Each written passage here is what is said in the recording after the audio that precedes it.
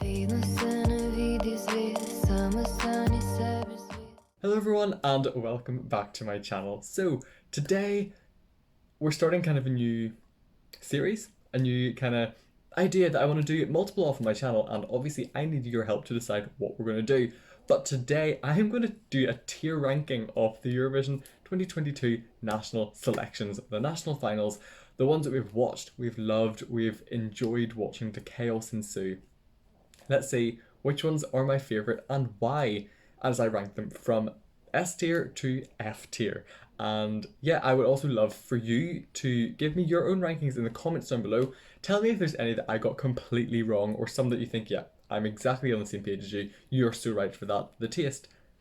Let's find out. But first, just hit that subscribe button because, you know, content. And it's post-Eurovision season. Let's not get post-Eurovision depression. Let's fight through until our next event, which is really Junior Eurovision and all the selections that come with that. But let's have some fun. Let's do some tier ranking. And yeah, let's go now. Ignore the fact that I may be looking all over the place. New camera setup. We'll ignore that for now. But let's go over to the tier ranking. So, okay, so the first one is Festivality King, is our first national selection of each year, usually. Not this year though, it was actually our third song, our second proper selection. You know, Festivality King offers some incredible Albanian music. However, it's never been one of my favourites. I would probably say it's going to be B, almost C, controversially. But Festivality King has never really been one that I've cared enough about over the years. I probably should. I really should look into it more, but it's never been one that I've loved. Okay, Australia decides. C tier. It's, you know, the songs aren't incredible. There may be one or two that I listen to from it each year, if even. This year it was only A Sucker Being Lonely, and 2022 Australia decides I just didn't enjoy as much as I probably could have in other years. So then we move on to Dora. I'm sorry, we're going down to E. I think Dora needs a bit of an overhaul. I never enjoyed Dora, and this year I didn't really. It was just a bit bland, and I don't know if that's just me and my taste. Some songs were good, but the good songs never get chosen. And yeah, that's how that always goes. ESCZ though, S tier. Absolutely S tier. The songs this year were incredible. Like, yes, we had the likes of Yazinki. I mean, obviously we had Lights Off. We had Ella's Morales with I'm a Bee. Like, we had some great songs. And yeah, I absolutely loved ESCZ this year. S tier. Absolute S tier, no doubt about it. Okay, Dansk Melody Grand Prix. D tier? Like, none of the songs stand out at all. And the song that won was also a bit meh. I don't think I can even remember any others for Sing Hallelujah. That's the only one I can remember. And even that's a bit of a push. So, okay, we'll move swiftly onwards to Istilao. Now, Istilao, for the 40 songs that we were given, I'd probably say B. For the standard of songs that made it to the final, I would drop it down a little bit. But I mean, if we're going just off the national final in general, I'll give it B. I love Istilao. It's actually one of my favourite selections each year. I kind of hope they do the whole 40 songs thing again, even though it was a lot. Like, it was a lot. I hope they do it again because it was just fun. And I loved getting to know so many new artists, like 40 new artists, or 39 new artists, and obviously a lot of my favorite songs did not even make it to the semi-finals, or they didn't make it out of the quarterfinals, but I still loved the selection as a whole. B tier. Okay, next up it is UMK. You know, I'm gonna give it A tier. Oh, but should I give it S tier? It's so split for me because I love UMK, I love Finnish music, but the fact that they keep sending rock and it doesn't do the best would make me think that they need to do maybe some kind of overhaul of how votes are done or something, just to kind of switch things up a bit. We want something new. Send best. We want something a bit different from Finland in the future that's not just rock, but I think keep UMK. UMK has been great. Uden musiken kilpailu. We'll keep it in S tier. Next we have Sevuki Desi Day going into A tier. Brought us some incredible music. This year my favourite was Telephone, but I also loved Soil or Sol. I can never remember how to pronounce that. Sol? Du du du du la classe. Du du and yeah, of course, Fulen, which I said from the beginning, winter vibes, from in France. Like I loved C'est vous qui décidez. I watched it. It was better this year than it was last year. I'll put that out there. 2021 was pretty awful in for the show, not the music. I love the music as well, but this year they pulled it together a bit more. They had a better show, and I enjoyed it a lot more. So yeah, C'est vous qui décidez was great. Germany 12 points. How did I say this? Schädlich? Furchtbar. Should I go F tier for furchtbar? I cannot say that word in German. I'm sorry. Furchtbar. Furchtbar. F tier. I liked a grand total of one song. I mean, there are only 6. I liked a grand total of 1, and that was Anxiety by Felicia Lou. Germany. If your standard is radio-friendly songs, then don't send that to a audio-visual competition. That's maybe more for a radio competition. I'm hoping that Germany will do a national final next year, but provide better music. Because I don't want any more Hallo Welt, wie geht's dir? Warum so down? No thank you. Give me more bops like every very piece of me that's ever been said of me. I'm trying all my best to get rid of my anxiety. But you know, better quality music and more German music. Namika Wen, you know, there's great artists in Germany, and let's get some of them in. Okay, next up, Sundförkeppningen. I'll give it a C tier. I thought this year wasn't the best year for Sundförkeppningen. I loved last year, or not last year. That was Daddy. I loved the year that Daddy was chosen. Was that 2020? Yeah, it was. I love 2020 Sundförkeppningen. And I thought this year it wasn't as good, but I always love the fact that they have to have their full Icelandic version. I love that, and that just makes me happy because I love listening to Icelandic music, and Sundförkeppningen gives you about 10 songs in English and Icelandic to enjoy. So yes, C tier just because of the standard this year, but I generally love it, so C. Next up we have, yeah, X Factor Israel. X Factor Israel, La Eurovision. For the song quality, I mean, it's not a normal national selection, but I'll give it D tier because out of the 8 songs that were Eurovision potentials, I guess, after the X Factor stage, really, I liked about 4 of them, which is half. That's pretty good. It's just a shame that Michael Ben David got selected from that and not, you know, someone like Inbal. But I quite loved Marionette and Zaza, but not really. I mean, there were a couple by Sapir that I liked as well, but you know, Michael Ben David's were not the best. Not the best. I'll put that out there. But X Factor Israel is something that they do. I kind of preferred the selection they did with Eden Lane, which was Hashir Shelanu L'Eurovision. I preferred that with one artist and multiple songs, but you know, let's see what they do next year. We'll see. Okay, next up is Sanremo. I am not the biggest fan of Sanremo, and that might come. I don't think it'll come as a shock to you all because I never do reactions to it because I always forget about it. But Festival de Sanremo is just not my thing. Mainly because it's so late and there's so many other national selections, and I'm working all the time at that stage. I'm gonna give it, again, C tier, mid-range, because I'm not a fan of Italian music. I'm really sorry to say that. Italian music and Spanish music just aren't my thing. We'll come across that later. But yeah, it just wasn't up there for me. And it's never one of the ones I'm like, I have to watch Sanremo every year. It's not. And for that reason, it's getting a C. To be fair, I could name you 0 songs except for Brevity from this year. Yeah. Okay, next up we have Supernova. That was a mess. D. The fact that Eat Your Salad won that still blows my mind. But like, it was not a great bunch of songs. It really wasn't. And you know, I enjoyed it for what it was, but I didn't really like it. It was just, you know, there was a couple of interesting ones, and the rest were pretty meh. Next up, Papadom Ish Nauju from Lithuania. Now, I like reacted to this as we went along, but I never loved it. It just wasn't really the one I wanted to watch. Again, D, no, C tier. It's weird ranking Papadom Ish Nauju in the same level as Sanremo, but this is my own tier list, but that doesn't really make sense. Like, D, do I need a C or a D star almost to put some of these in? It's just not it really. Pamela, I feel like if I got into it, it'd be a lot better, but I'm not a fan of just the Lithuanian music scene and what they offer for Pamela.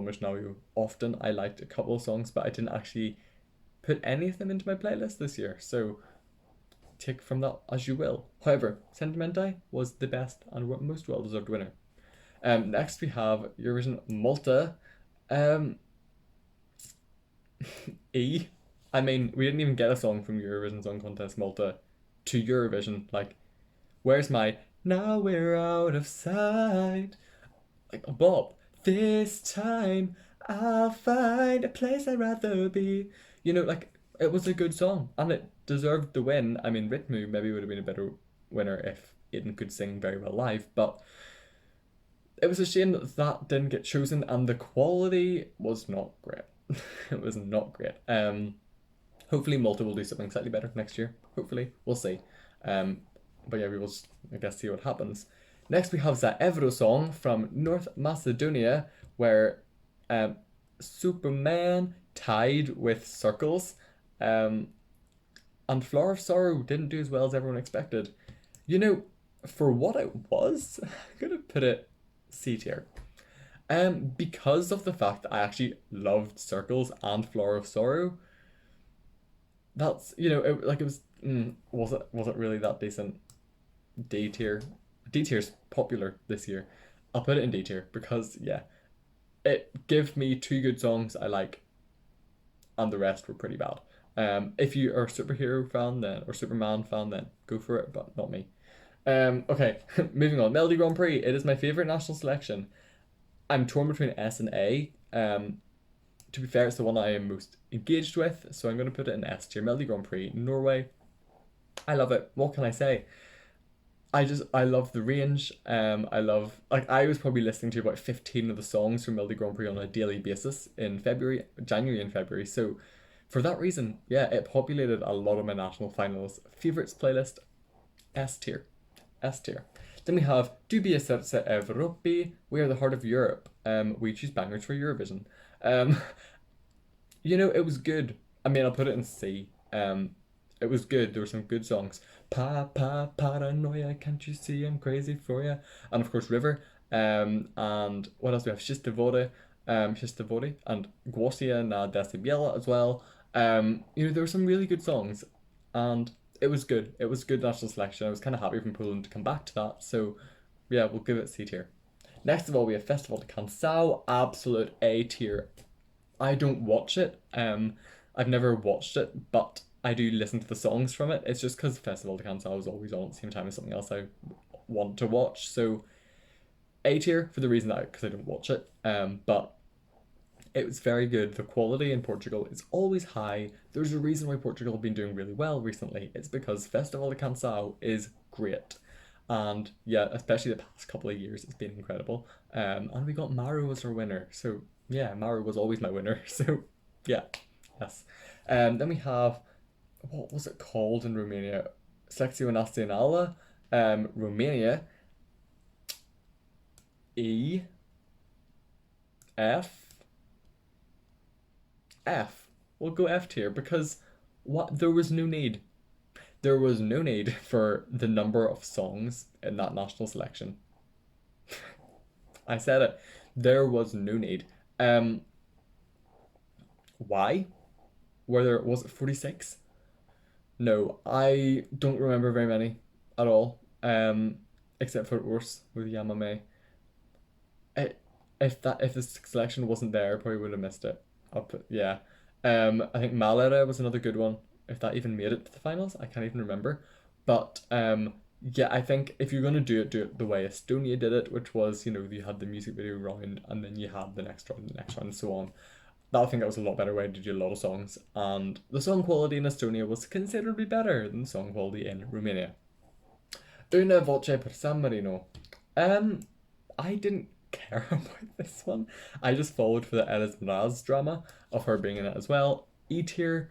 Mainly because I didn't really care about it, and Stripper won, and it was kind of rigged for Aki Lauro, so yeah, take him that way. Well, I didn't like Stripper either, so it's going in E tier for me. EMA 2022. Now, this is probably controversial. B tier. I actually really enjoy EMA. I love it. Especially EMA Fresh. Slovenian artists are just different. They're interesting, and I love just getting to know some of them through the whole EMA Fresh process. LPS. I voted for LPS in EMA Fresh, and they ended up winning the entire thing.